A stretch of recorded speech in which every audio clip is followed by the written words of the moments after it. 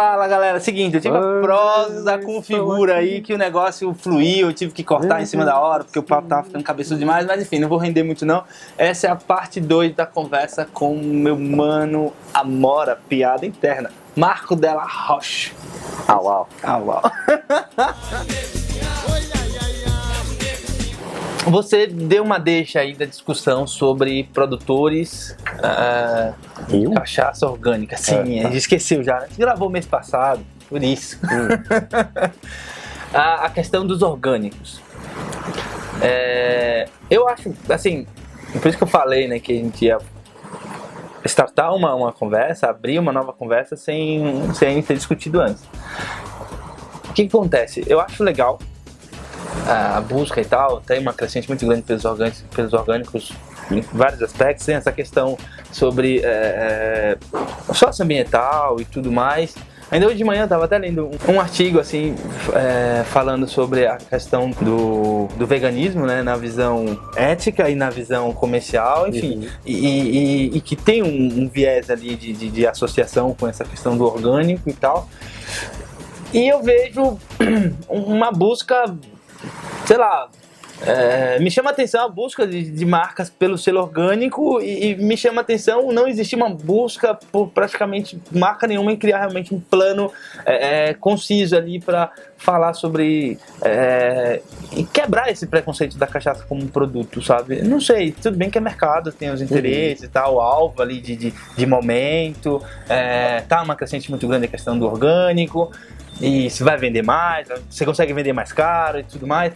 E aí, assim, primeiro eu queria que você falasse um pouco sobre isso e eu queria que você desse sua opinião sobre esse ponto que eu tô trazendo. Se faz sentido, se eu tô apaixonado demais, enfim, é isso.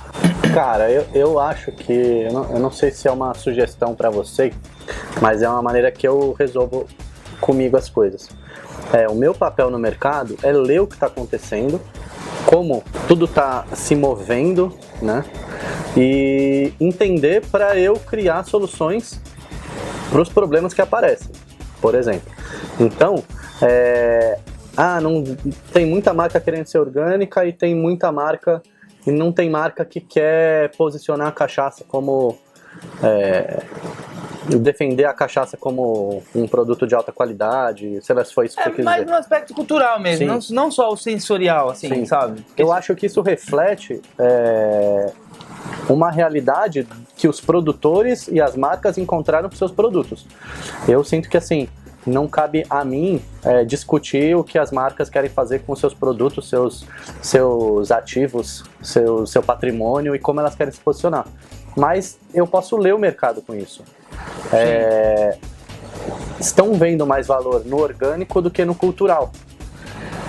Não faz muito sentido nos dias de hoje? Quanto vale o cultural nesse país hoje?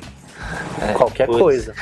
Não dá nem pra estender a discussão. Exato. Então aí você começa a conectar pontas. Eu vou investir quanto no cultural? Se eu investir no orgânico, as pessoas elas estão cada vez, infelizmente, espero que isso mude em breve, e eu acredito que vai, cada vez mais egoístas, mais pra dentro, e o orgânico resolve ela dentro. O comércio justo resolve ela dentro e fora, porque ela cria um cenário melhor para a sociedade. O cultural, ele explica a sociedade como ela se evoluiu, ela se apresentou.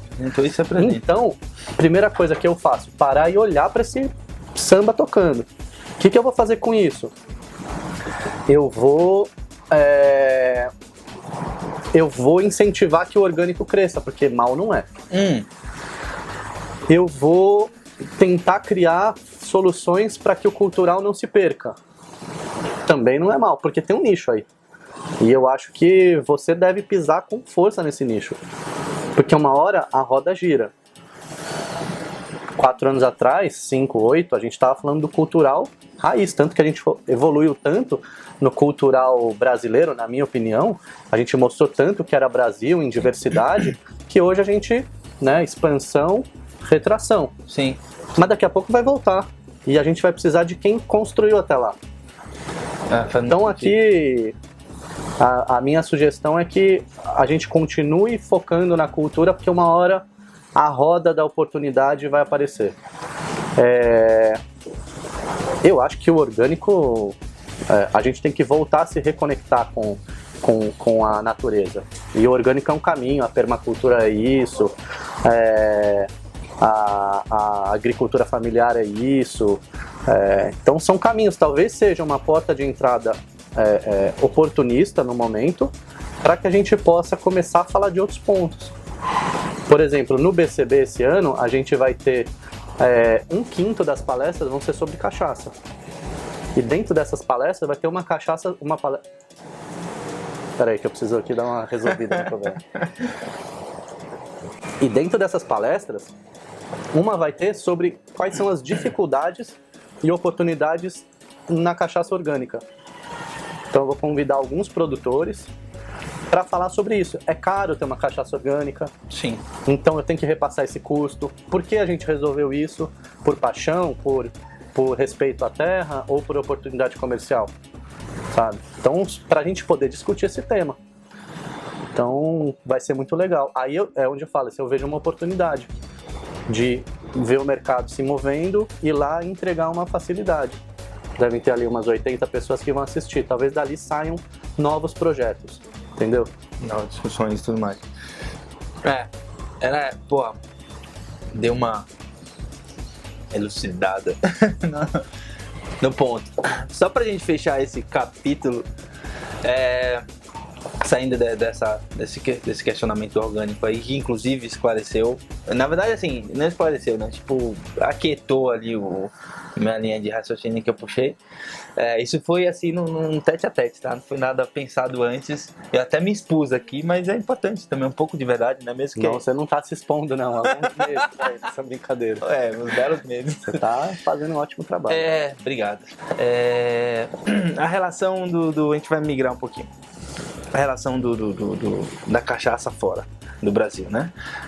Você já fez trabalhos, inclusive já subimos no mesmo espaço fora do Brasil para falar de cachaça, né, em Londres, que foi muito bacana. O Marco tava falando London Cocktail Week, né? London Cocktail Week 2016 ou 15 ou 16, não lembro. Enfim, 15 eu lembro que foi em Berlim com o mapa da cachaça, o Felipe Januzzi, que eu tava lá, foi muito bacana. Eu não lembro se foi no mesmo ano ou foi no ano seguinte contigo em Londres, mas enfim, já falamos de cachaça fora do Brasil, o Marco muito mais. Very cachaça. Mas já falei um pouquinho também, não é só no YouTube não. Mas enfim, o que acontece? A gente carrega aí uma história de que o gringo ama cachaça mais que brasileiro e nananã. Como que você vê essa história? Eu sou formado em turismo. Eu tenho uma visão diferente sobre essa frase pronta que vai de tudo que é ponta, né? Uhum. Desde o cara que não é profissional da área, desde o cara que nem é engajado com cachaça, um cara consumidor regular, assim, não sei se é a palavra correta. Uhum. É um clichêzão. O gringo gosta mais de cachaça que o brasileiro. Como que você vê isso? É uma das maneiras de simplificar essa discussão. Pelo volume de cachaça que o gringo toma e que o brasileiro toma, ele tem interesse por melhor qualidade do que o brasileiro. Por uma questão de volume. Melhor qualidade? O Brasil consome em volume péssima qualidade. Mas muita cachaça basicamente ruim. É cachaça de baixa qualidade? Não entendi. Não, muita cachaça ruim, mas muita, e sei lá, 1%, 2% de cachaça boa. Sim, mas o gringo acaba tendo acesso só a ruim praticamente. Lá fora, não é o cenário de hoje em dia, né? Sim, tá melhorando inclusive. Exatamente. Que bom. Nos últimos 10 anos, a gente já tem um movimento aí. 5, com uma crescente violenta. Você tem bares especializados em cachaça hoje em dia lá fora, na Europa, Estados Unidos não sei, Ásia não sei. E um interesse em consumir cachaça melhor. Só que o gringo consome pouca cachaça. Então, se você for comparar, eu acredito que o gringo tem interesse em consumir cachaça melhor. Só que ele também vai pelo valor. O valor de marca, né? Uhum. Se a marca incrível chega na prateleira de uma capital europeia e ninguém fala que ela é incrível, o cara vai continuar na segurança. A gente não faz isso com saquê, tequila, que mais? Bourbon. Pisco, bourbon, aqui no Brasil. Tudo mais. Principalmente com Ou a gente não fez isso nos últimos décadas, a gente consumiu os piores produtos dos países que exportavam. E hoje a gente tem interesse em consumir os melhores, né? Ou tem aumentado essa fatia. Tem aumentado esse interesse, né? Então eu acho que é uma maneira simplória de responder isso. Mas isso também mostra, e por isso que é uma boa resposta, mostra o preconceito que a gente tem histórico com o nosso produto nacional. Só a resposta, né? Então isso deixa muito claro que, assim, essa é a leitura do brasileiro pro que sai daqui. Acho que assim, até pegando essa deixa que você deu, tem um ponto que eu acredito ser bem relevante também. Eu discutia não, né? Eu tive umas 2 conversas com Saiu na mão é o termo apropriado, não. Não, ele não gostava não, ele era meio civilizado. Meu coordenador de turismo, a gente falava, tive 2 conversas sobre, assim, o que acontece? O estrangeiro, seja de qual país que for, da Ásia, Norte América, que for, o cara que tem esse estímulo para conhecer outras culturas, normalmente ele é um cara de acesso à cultura, e ele se predispõe a absorver a cultura do lugar que ele está indo. É difícil um turista, aquele viajante, aquele cara que todo ano realmente vai ter uma experiência em outra nação, ele chegar muito aleatório naquele lugar, diferente da gente. A gente vai, na grande maioria, principalmente o brasileiro médio, vai mais bajulado que necessariamente absorver a cultura daquele lugar. Pô, às vezes não sabe nem da nossa. Então o que acontece? Como a cachaça tem esse viés histórico, que eu já ouvi gringos falando de cachaça com muito mais conhecimento que muito brasileiro médio, então eu acho que está mais ligado a esse comportamento do turista tipo no sentido técnico da palavra, vamos dizer assim, e não só porque a questão de ser um turista não é só você viajar, você está aberto ao contato, à troca, né? Turismo é isso, é a troca. Então eu acho que está mais ligado a essa questão cultural do cara em si, e não necessariamente ao quanto que ele ama cachaça. Não, eu vou pro Brasil, cachaça faz parte da cultura do Brasil, carnaval faz parte da cultura do Brasil, logo eu vou absorver aquilo. Sim. E aí fica esse que acaba entrando no viés de preconceito também da gente, de falar, não, o gringo ama cachaça.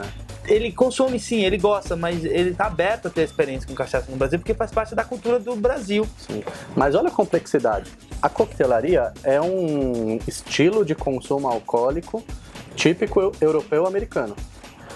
Quando a gente fala do gringo, a gente está olhando principalmente para esse povo, né? Sim. Tá no eurocentrista por natureza. Esse cara já está acostumado com o seu produto. Ele nunca vai vir para o Brasil e ficar tomando gin. Dificilmente. Ou bourbon. Ele vai querer mesmo tomar cachaça. E aí você vê o povo frito, querendo tomar sem parar.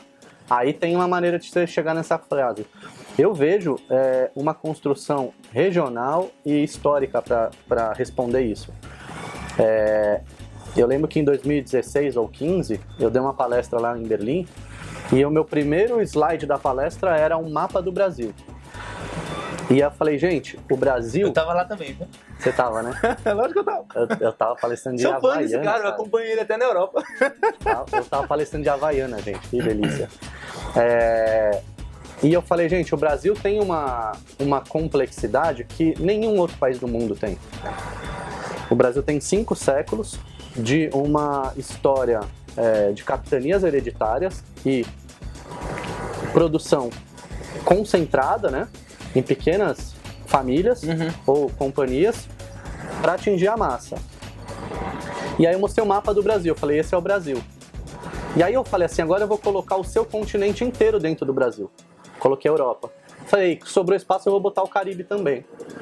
Então, se a Alemanha tem séculos e séculos de história para se entender com a cerveja, e a Alemanha é do tamanho de Minas Gerais, talvez, não sei se estou falando besteira, a França tem com vinho, a Escócia, que é do tamanho de, sei lá, qualquer coisa aqui, com uísque, a gente tem um Brasil desse tamanho, com um povo totalmente desestruturado como nação, para resolver um produto que rodou o país inteiro. E eu falei, gente, eu tô em um lugar do Brasil que eu não entendo o que a pessoa daquele lugar fala. Porque a gente é tão... É um país tão complexo e cheio de diferenças. Então a gente não conseguiu levar a mensagem da cachaça, estruturar a mensagem da cachaça, e como vocês conseguiram nesses países. E como que a gente leva a cachaça para o Brasil inteiro? Com um grande produtor, entregando para o país inteiro. baixa qualidade e baixo custo. A gente não tem uma história social como a França teve, como a Alemanha tem, que várias cidades têm os seus produtores locais, porque é assim que se estruturou a sociedade. Aqui a gente tem uma capitania hereditária com CNPJ estabelecido que produz baixa qualidade em volume e atende todo mundo. Então olha como a gente é mercê de uma novela, de um atacante da seleção. Quando a gente voltar a se apropriar dos orgânicos, dos produtos regionais, da pequena qualidade, do pequeno volume, né? Talvez a gente comece a se reconectar com o nosso meio. Deu uma fritada agora. Não, belo ponto de discussão. Vou... E você não contou a história do João Gato ainda aqui, né? Não contei a história. Você tem que contar. Tem que contar. Tá, já tá no radar. Agradecer a presença Viva do Marco, cachaça.